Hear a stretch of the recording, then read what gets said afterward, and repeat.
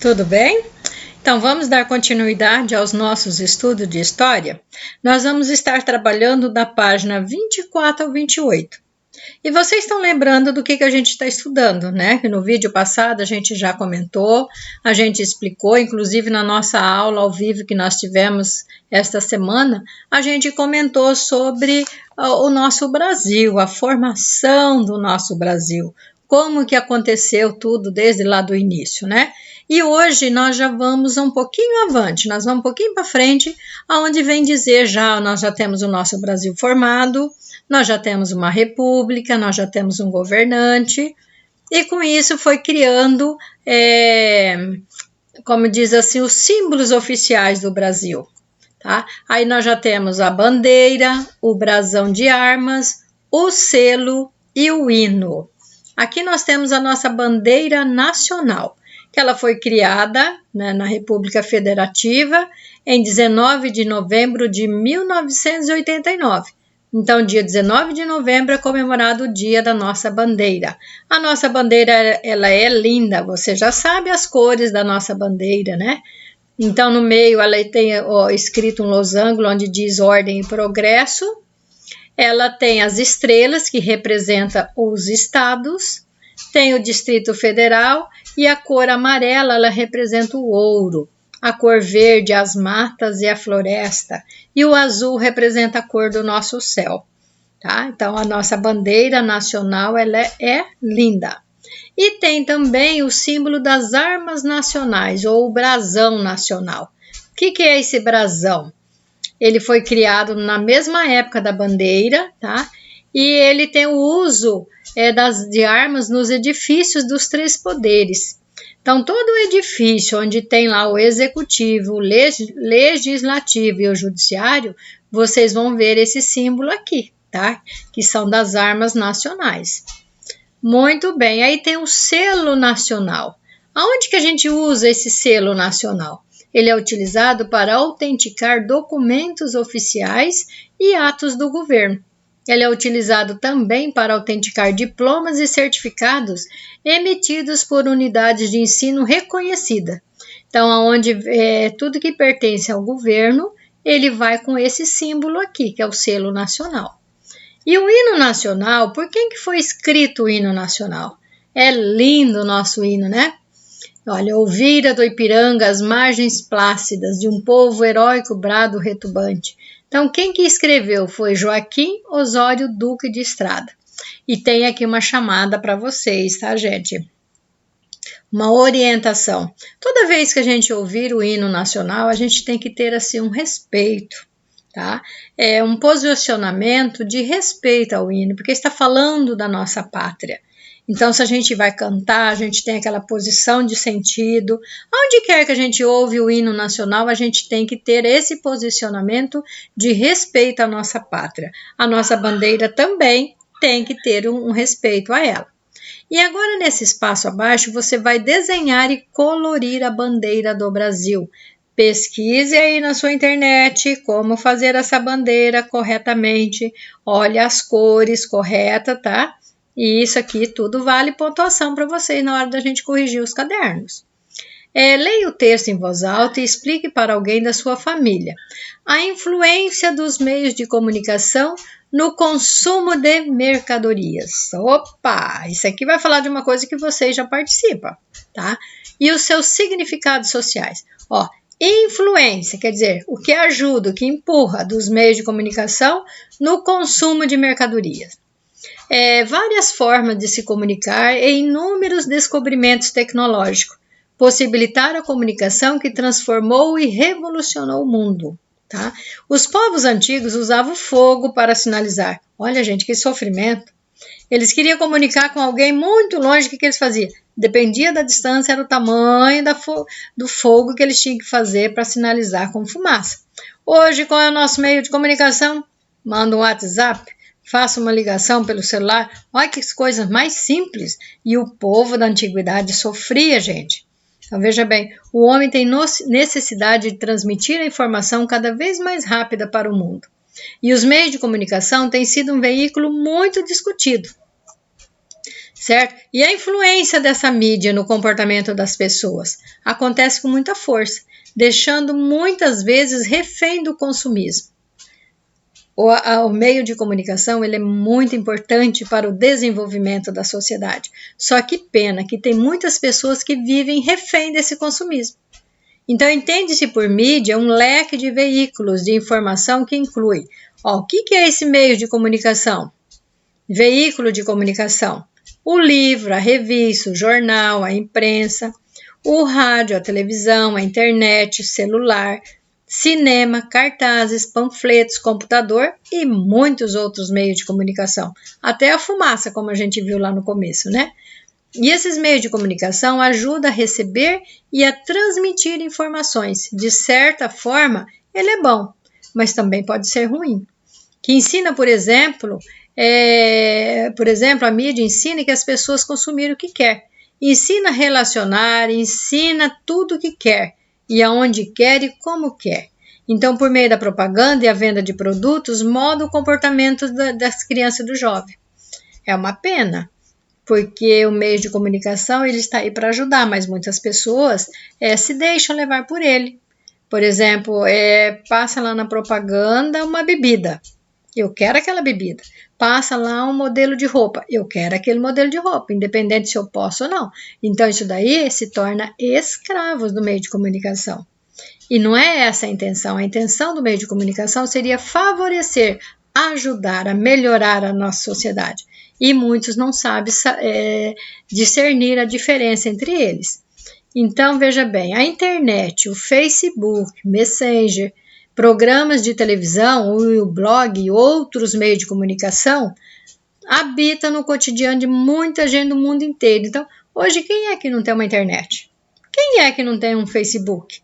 Quem é que não tem uma TV para assistir um programa? Né? Então, isso daí está presente na nossa vida.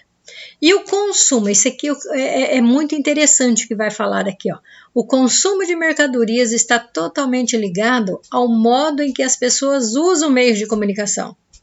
Então, é necessário a gente conversar muito sobre isso daí. Então, você precisa saber qual a diferença entre consumo e consumismo. Vamos ver o que é consumo? Consumidor ou consumista. Ou seja, qual a diferença em consumir o básico de forma consciente e consumir de forma exagerada ou irresponsável? Então, veja bem, eu preciso do consumo, eu preciso consumir material de limpeza, porque eu preciso manter a higiene da minha casa, do meu corpo. Então, eu vou lá, compro o básico que eu vou usar de forma consciente. Eu vou comprar o sabonete, o shampoo, né? Que eu sei que eu preciso. Agora, será que eu estou usando isso aí de maneira responsável? Agora, quando eu exagero, eu estou sendo irresponsável. Então, a gente tem que ter esse hábito e atitude de se perguntar: preciso mesmo disso que eu vou comprar? É necessário ou é um exagero? Igual eu estava dando o exemplo do material de limpeza, de higiene. Eu uso um sabonete, um shampoo, um creme para cabelo. Aí eu quero, eu quero esse shampoo porque é cheiroso, eu quero esse creme porque é isso, eu quero aquele sabonete porque é isso, eu quero isso aqui. Será que eu vou precisar todo esse tipo de material para eu poder ter a higiene do meu corpo? Então, é necessário eu comprar tudo isso? Então, aí já vira consumismo. Eu comprar por comprar, gastar por gastar, é consumismo. E eu tenho que ter a responsabilidade, a consciência de usar aquilo para o meu consumo, aquilo que eu preciso, e não com exagero. Então, existe o consumidor impulsivo, tá? E o consumidor amadurecido. E o consumidor racional. Então, vamos ver o que é isso. Consumidor impulsivo. Aquele, eu olhei esse sapato, já gostei, já quero levar. Não importa se eu vou usar, não importa se eu estou precisando. Eu gostei e vou levar. Isso daí é consumidor impulsivo. O consumidor amadurecido é aquele que considera a sua situação financeira para determinar a compra. Então, eu olho, vi o sapato, achei lindo, amei o sapato. Mas aí eu vou perguntar para mim, eu preciso desse sapato? É necessário levar esse sapato? Eu posso esperar para comprar em outro momento? Então, isso daí eu estou sendo amadurecida. Eu já tenho um sapato, para que eu vou levar o outro? Entendido? E tem aquele consumidor racional. O que é? Ele planeja a compra para poder economizar. Aqui vocês vão ver aí muitas vezes o exemplo de vocês dentro de casa com os pais. E muitas vezes os nossos pais têm que ser o consumidor amadurecido e o consumidor racional. O pai, o que ele faz? Ele precisa comprar, você precisa de uma determinada material, determinada compra, ele planeja e pensa assim, bom, eu vou esperar, ver o dia do meu pagamento, ver se sobra, aí eu vou comprar essa mercadoria. Será que eu preciso comprar isso daqui mesmo? Então, os nossos pais têm que estar aqui, ó, nesses dois itens, amadurecido e racional, para ele poder controlar a família. E muitas vezes vocês, criança, ficam aqui, ó, no consumidor impulsivo. Mãe, eu quero, pai, eu quero, compra. Mas e daí? É necessário estar dentro do orçamento? Então, a gente tem que já crescer como criança, sendo um consumidor amadurecido e um consumidor racional. Ser prudente na hora das compras é ter uma atitude responsável para com a natureza, impedindo grandes impactos ambientais, sociais e econômicos. Hoje já são nítidos esses impactos na sociedade. Um exemplo são os lixões. Veja bem, a gente compra e vai só jogando, juntando lixo. Por exemplo, tem um copinho de iogurte que a gente compra, um frasco de iogurte. Vocês vê aquele iogurte, dentro de 2 minutos você consome aquele frasco e vai para o lixo e vira muitos anos para ele se dissolver lá naquele lixo. Então, a gente tem que consumir de maneira consciente. Aqui vem, escreva na linha a seguir 5 veículos de comunicação citados no texto. Nós acabamos de citar ali, então você vai escrever os 5. E no retângulo a seguir, escreva a diferença entre consumo e consumismo, tá? Consumo, aquilo que eu necessito. Consumismo, o que vai ser? Então, você vai escrever a diferença. E aqui nesse texto, nós vamos continuar lendo e nós vamos falar o marco de memória de diferentes grupos. Então, os fatos marcantes na memória, que está marcada na nossa história, compõem a história de um povo brasileiro. Entre eles, nós temos o grupo indígena e o grupo afro-brasileiro. Por que esses dois? Porque lá no comecinho da história nós já falamos que as primeiras pessoas que aqui existiam foram os índios. Em seguida, os negros, os índios, são nativos daqui do Brasil. E os negros, os afro-brasileiros, foram aqueles que os portugueses trouxeram para estar trabalhando aqui como escravo, no trabalho escravo, né?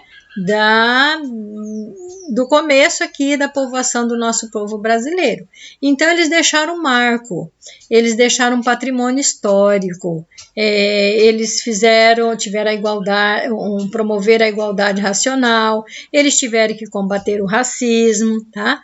Eles deixaram aqui para nós também, porque nós estamos falando de marco, de memória, quer dizer, acontecimentos que aconteceu, que ficou na nossa história.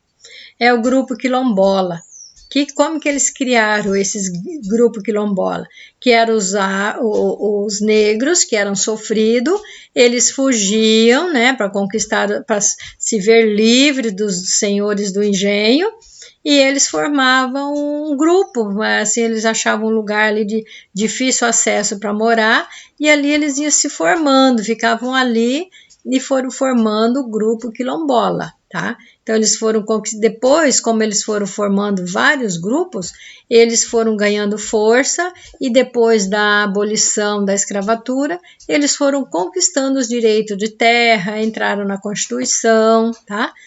E teve também o grupo italiano, japonês, cada um com a sua contribuição aqui no nosso país, tá? Aí veio os patrimônios materiais e imateriais do Brasil. Que são esses patrimônios imateriais? São os históricos, é composto de 4 conjuntos, que é a arqueologia, paisagístico, etnográfico e histórico, tá? E a cultura material e imaterial. São dois tipos de patrimônio que expressam a cultura de um povo. A cultura material são elementos concretos, como objetos artísticos, edificações, sítios arqueológicos, né? Nós temos aqui o exemplo da cidade de Ouro Preto, Centro Histórico de Salvador, na Bahia, São Luís, tá? E a cultura imaterial são elementos abstratos, como danças, literaturas, linguagem, culinária, enfim, todo tipo de cultura tem a abstrata, né? E tem a material, que até hoje a gente pode ver, visitar esses centros históricos, a gente pode sentir que é o material. E tem aquele imaterial, que é aquele que está assim, no ritmo, que nós acabamos de falar, que são as danças, são a literatura, são a culinária, as músicas, o esporte e outros. Aqui nós temos um patrimônio material, olha aqui, ó, Igreja de São Francisco, lá em Ouro Preto. Gente, vocês não têm noção como que é linda essa igreja. Graças a Deus, eu tive a oportunidade de estar lá, de fazer uma visita lá em Ouro Preto, e essa igreja aqui, ela é linda, cheia, as paredes decoradas por ouro, né? É uma relíquia, essas pedras aqui, tudo foram construídas pelos escravos. Tem aqui também o Centro Histórico de Ouro, de Minas Gerais, tá? Eu também estive aqui nesse lugar. E aqui tem um patrimônio imaterial, que aqui é uma dança, é a capoeira. Patrimônio imaterial, que é o frevo, que é a dança que nós acabamos de falar, que está aqui. Então, volte ao texto 7 e grife o marco da memória, os grupos a seguir relacionados. Então, você vai ver o que é marco de memória do grupo indígena e grifar de azul. O que é marco de memória do grupo quilombola e grifar de vermelho. Marco de memória do grupo italiano e grifar de verde. Então, você vai usar essas três cores e ver o que é indígena, azul, o que é do quilombola, vermelho, o que é italiano, verde. Se você tiver a internet, é claro que você vai ter, porque você está assistindo ao nosso vídeo, porque você tem a internet. E com a ajuda da sua família, pesquisa as imagens dos patrimônios materiais e imateriais. Tá? Então, se você puder, você vai pesquisar aqui o que é o Centro Histórico de Salvador, de Adamantina, de São Luís, de São Miguel, tá? De Carimbó, Maracatu, Tambor de Crioula e Fandango, certo? Então, você pesquisa para você ter esse conhecimento. Para conhecimento, leia em voz alta o texto 9. Formas de marcação da passagem do tempo das distintas sociedades. Nossa, que legal! Então, agora nós vamos falar sobre o relógio, tá? Olha bem, ele fala formas de marcação da passagem do tempo. No período paleolítico, tá? Lá no paleolítico, lá no começo, os caçadores usavam a posição dos astros, quer dizer, a lua e o sol para contar o tempo. Já mais um pouquinho para frente, no neolítico, os seres humanos seguiam a mudança da lua e do sol e o período de plantio da colheita para marcar o tempo. Com o surgimento da escrita, muitos da sociedade tinham sua forma de marcar o tempo. Gente, olha como que o nosso homem era super inteligente. Não tinha nada de folhinha, nada de calendário, nada de relógio, nada de celular, de internet. O homem se localizava pelos astros, pela posição do sol, da lua. Ele sabia, ele começou a aprender qual era o tempo de plantar, qual era o tempo de colher, que horas que era. Então, olha, eles formavam, esse aqui era um tipo de calendário, aqui era um calendário indígena, aqui é um outro calendário, eu não sei de onde, mas um calendário do sol. Olha só como que ele tinha que trabalhar para fazer esse calendário do sol. Aqui também era o calendário dos astros, né? E ainda hoje, muitos povos têm o seu jeito de marcar o tempo. O calendário cristão foi criado pelo monge Dionísio em Roma. Tá? Então, Dionísio pensou que o primeiro ano poderia ser considerado o ano do nascimento de Jesus, e assim o fez. O povo cristão, pela sua fé, passou a utilizar esse calendário para marcar o tempo. O calendário cristão somente foi oficializado, né? Aqui, ó. Tá aqui. Esse calendário aqui é o que nós temos hoje. Ele foi feito lá aqui, ó, pelo monge Dionísio. E é o que nós usamos até hoje, que tem de janeiro a dezembro.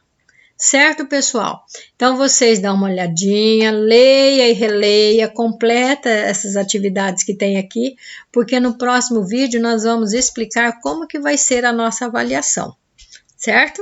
Então, caprichem nas atividades, não deixe de ler e de completar tudo, preste muita atenção. Qualquer dúvida a gente tira depois na nossa próxima aula. Então, um beijão para vocês, fiquem com Deus e até o próximo. Tchau!